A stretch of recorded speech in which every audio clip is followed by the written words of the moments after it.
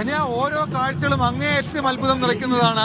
കാരണം ഇത് കഴിഞ്ഞ കുറെ നാളുകളായിട്ട് ഇത് ഇങ്ങനെ ആഘോഷിക്കണം, ഈ രീതിയിൽ വേണം ഈ ആഘോഷം എന്ന് നേരത്തെ തന്നെ തീരുമാനിച്ചുറപ്പിച്ചതുപോലെ എവിടെയൊക്കെ നഷ്ടം സംഭവിച്ചോ ആ നഷ്ടമെല്ലാം നികത്താൻ വേണ്ടിയിട്ട് ഇത്തവണത്തെ ഓണത്തെ നമ്മൾ ആ രീതിയിലേക്ക് മാറ്റണം എന്നുള്ള തീരുമാനം സംസ്ഥാന സർക്കാരിന്റെ ഓരോ വകുപ്പുകളും എടുത്തിട്ടുണ്ട് എന്നുള്ളത് ഈ പ്ലോട്ടുകൾ കാണുമ്പോൾ നമുക്ക് മനസ്സിലാകും. കാരണം അത്രമാത്രം വൈവിധ്യം നിറയ്ക്കുന്ന പ്ലോട്ടുകളാണ് സംസ്ഥാന സർക്കാർ ഇത്തവണത്തെ ഓണം വാരാഘോഷത്തിന്റെ സമാപനത്തിന് വേണ്ടിയിട്ട് ഒരുക്കിയിട്ടുള്ളത്.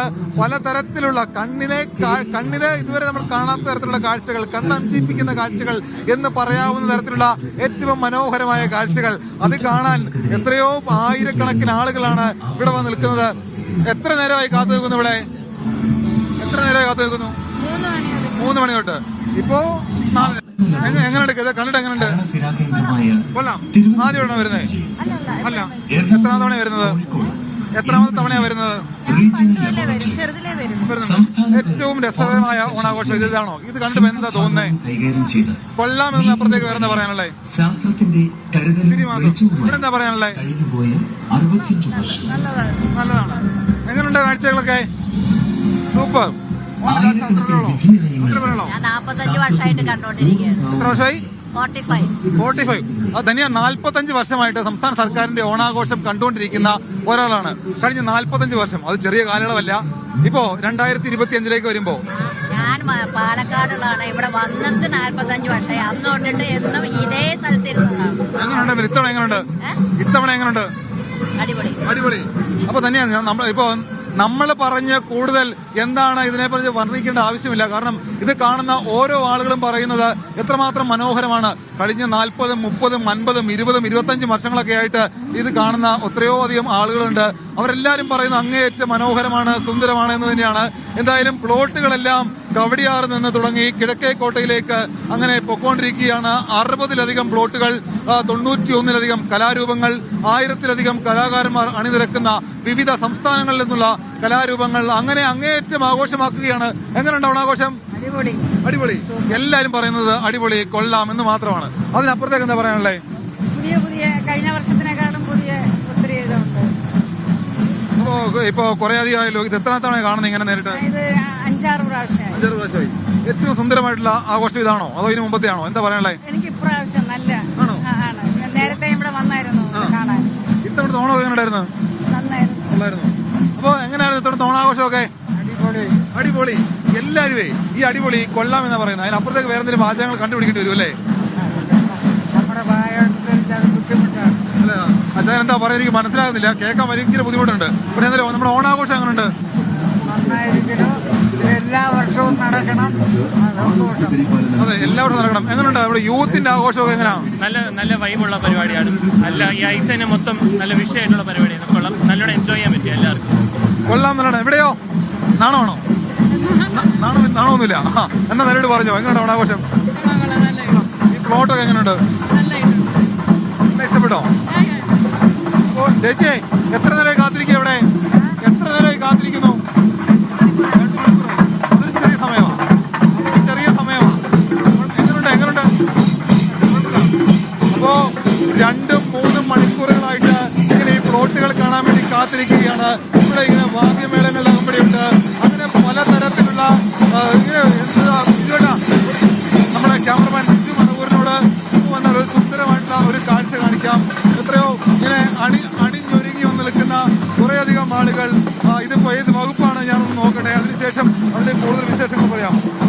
സമഭാവനയുടെ നന്മകൾ ഭാരത് ഭവന്റെ ഒരു പ്ലോട്ടാണ് ഇവിടെ കടന്നു പോകുന്നത്. നല്ല വിവിധ തരത്തിലുള്ള വേഷവിധാനങ്ങൾ അണിഞ്ഞുള്ള ആളുകളെ കാണാം. വിവിധ പ്ലോട്ടുകൾ അങ്ങനെ അക്ഷരാർത്ഥത്തിൽ അങ്ങേയറ്റം മനോഹരമാക്കുകയാണ്. ഇതിപ്പോ 2-3 മണിക്കൂറായിട്ട് ആളുകൾ ഇങ്ങനെ കാത്തിരിക്കുകയാണ്. ഇതിനെങ്ങനെ എവിടെയെങ്കിലും പോയി കാത്തിരുന്നുണ്ടോ? ഇല്ല, ഞാൻ കാത്തിരുന്നില്ല. ഒരുപാട് ഓണാഘോഷങ്ങൾ റിപ്പോർട്ടൊക്കെ ചെയ്തിട്ടുണ്ട്. എവിടെയാണ് പുറത്തു പറയാൻ പറ്റില്ല. ഇല്ല, അതിപ്പോ പറയുന്നില്ല. എന്തായാലും ഈ ഓണാഘോഷത്തിന്റെ ഭാഗമായി അത് പറയാൻ ഉദ്ദേശിക്കുന്നില്ല. വലിയ തരത്തിൽ, അതായത് ആളുകളൊക്കെ, നമ്മൾ ചോദിച്ച ആളുകളൊക്കെ പറഞ്ഞതുപോലെ ഇത്രയും സമയമായി ഇങ്ങനെ കാത്തിരിക്കുകയാണ്. അതിനൊക്കെ അവസാനം കുറിച്ചുകൊണ്ടാണ് ഈ ഘോഷയാത്ര ഇങ്ങനെ ഒഴുകിക്കൊണ്ടിരിക്കുന്നത്. റോഡിന്റെ ചുറ്റിലും 2 ഭാഗത്തുമായി ആളുകൾ ഇങ്ങനെ നിരനിരയായി നിൽക്കുകയാണ്. ഇതിവിടെ രാജ്ഭവന്റെ മുന്നിൽ മാത്രമേ ഘോഷയാത്ര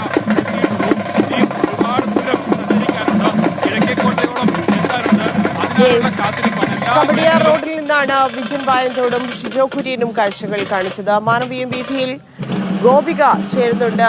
ഗോപിക, മറ്റൊരു പ്രധാനപ്പെട്ട സ്ഥലം മാനവീയം വീഥിയാണ്. നിരവധി ആളുകൾ എത്തുന്ന സ്ഥലമാണ്. എത്രത്തോളം ആളുകൾ ഈ ഘോഷയാത്ര കാണാൻ വേണ്ടി എത്തിയിട്ടുണ്ട്? ഘോഷയാത്രയുടെ ഏത് ഭാഗമാണ് അവിടെ എത്തിയത്?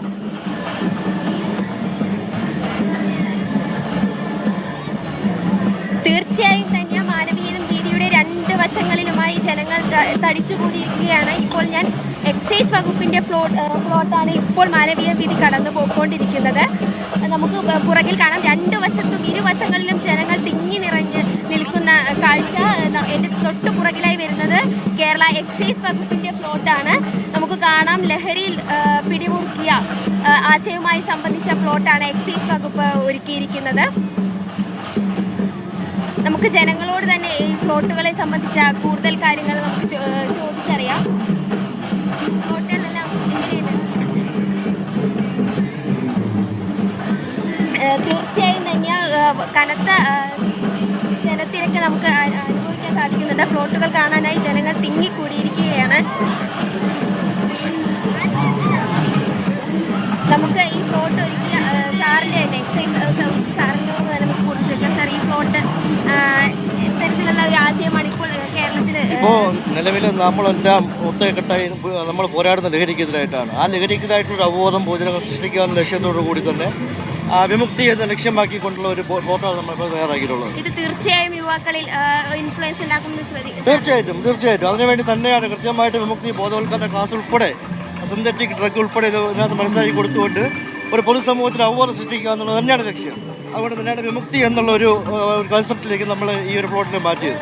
തീർച്ചയായും തന്നെ സമൂഹത്തിന് നമ്മൾ കാഴ്ചപ്പാട് പലതരത്തിലുള്ള പ്രശ്നങ്ങളും നേരിടുന്നതിനെ സംബന്ധിച്ചുള്ള ബോധവൽക്കരണം ഉൾപ്പെടുന്ന പ്ലോട്ടുകളാണ് സർക്കാർ വകുപ്പുകളുടെ നേതൃത്വത്തിൽ അണിയിച്ചൊരുക്കിയിരിക്കുന്നത്. സദാൻ എക്സൈസിന്റെ പ്ലോട്ടാണ് മാനവീയ വീഥിയിലൂടെ ഇപ്പോൾ കടന്നുപോയിക്കൊണ്ടിരിക്കുന്നത്. നിരവധി പ്ലോട്ടുകൾ, 91ഓളം പ്ലോട്ടുകളാണ് ഇത്തവണ വകുപ്പുകൾ ഒരുക്കിയിട്ടുള്ളത്. കടുത്ത മത്സരം വകുപ്പുകൾ തമ്മിൽ പ്ലോട്ടുകളുടെ കാര്യത്തിൽ നടക്കുന്നുണ്ട്. അതേസമയം മറ്റൊരു ഭാഗത്ത് നിരവധി കലാകാരന്മാർ ഒരുക്കിയിരിക്കുന്ന കലാവിഷ്കാരങ്ങളും ഉണ്ട്. വിവിധ സംസ്ഥാനങ്ങളെ പ്രതിനിധീകരിച്ചുകൊണ്ടുള്ള ആളുകൾ എത്തിയിട്ടുണ്ട്. എല്ലാ വർഷത്തെയും പോലെ അത്രയധികം ആളുകളാണ് ഇത് കാണാൻ വേണ്ടി വീഥിയുടെ രണ്ട് വശങ്ങളിലും കൂടി നിൽക്കുന്നത്. പ്രത്യേകിച്ച് കവടിയാർ റോഡിലും മാനവീയത്തിലുമൊക്കെ നിരവധി ആളുകൾ എത്തി നിൽക്കും. ഏറ്റവും മനോഹരമായിട്ട് ആ കാഴ്ച കാണുക എന്നുള്ള, മാത്രവുമല്ല റോഡിൻ്റെ വീതി എല്ലാം കണക്കാക്കിക്കൊണ്ട് അത്രയധികം ആളുകൾക്ക് തിങ്ങി നിന്ന് കാണാൻ സാധിക്കുന്ന തരത്തിലാണ് ഒരുക്കിയിരിക്കുന്നത്. കിഴക്കേക്കോട്ട വരെയാണ് സമാപന ഘോഷയാത്ര നടക്കുക. തൊട്ട് മുൻപ്, അല്പസമയത്തിന് മുൻപ് ഗവർണറാണ് ഇത് ഫ്ലാഗ് ഓഫ് ചെയ്തത്. നേരത്തെ തന്നെ മുഖ്യമന്ത്രി നേരിട്ട് ഗവർണറെ ഇതിലേക്ക് ക്ഷണിച്ചിരുന്നു. ഗവർണർ എത്തി ഫ്ലാഗ് ഓഫ് ചെയ്യുകയായിരുന്നു. ഓണം വാരാഘോഷത്തിന് സംസ്ഥാന സർക്കാർ ഒരുക്കിയ ഓണാഘോഷ പരിപാടികൾക്ക് കൊടിയിറങ്ങുകയാണ്. തിരിച്ചെത്താം.